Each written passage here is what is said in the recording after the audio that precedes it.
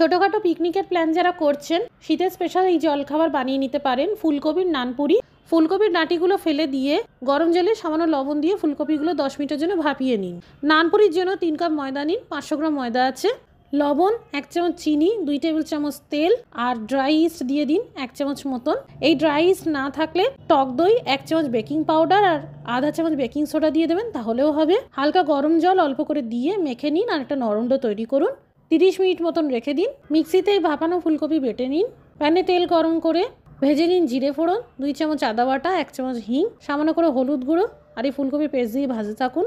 Chilli flakes, লবণ আর কুচানো ধনেপাতা দিয়ে আবারও ভেজে নিন। সামান্য গরম মশলা মিশিয়ে দিন। পুর তৈরি। এবার ঠান্ডা করে নিন। এবার নানপুরির জন্য লেচিগুলোকে গোল গোল করে নিয়ে এইরকম বাটি মতন বানিয়ে পুর ভরে নিন আর হালকা চাপ দিয়ে বেলে নিন।